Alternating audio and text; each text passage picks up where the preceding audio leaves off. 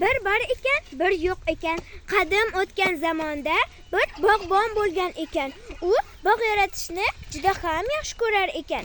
Uning mevalari g'arq pishganida u qo'ni-qo'shnilariga va yo'ldan o'tayotgan har bir insonga mevalaridan ulashar ekan. Bog'bon ko'chat ekayotganida boy mulozimlari bilan kelib qolibdi.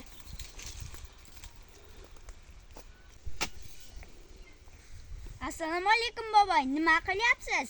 Va alaykum assalom bolam. Ko'chat ekayapman. Boboy, qarib qolgan bo'lsangiz, mana bu ko'chatni ekib nima qilasiz? Bu ko'chat meva berguncha bormisiz, yo'qmisiz? To'g'ri bolam. Men juda qarib qolganman.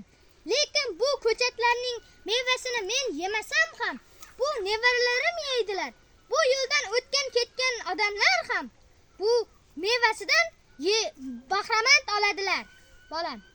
Yashang boboy, sizning yaxshi niyatlaringiz uchun mana bu xaltadagi tilla bilan mukofotlayman. Rahmat bolam.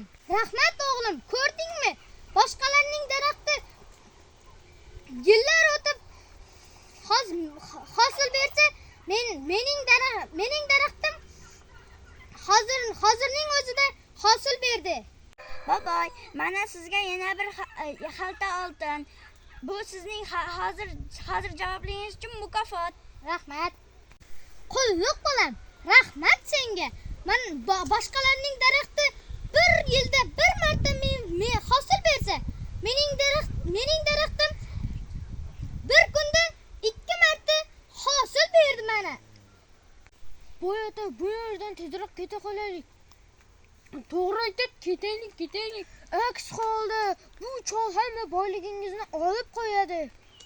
To'g'ri, yuring, ketdik.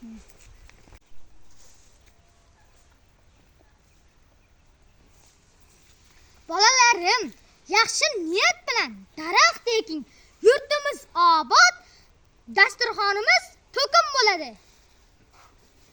E'tiboringiz uchun rahmat.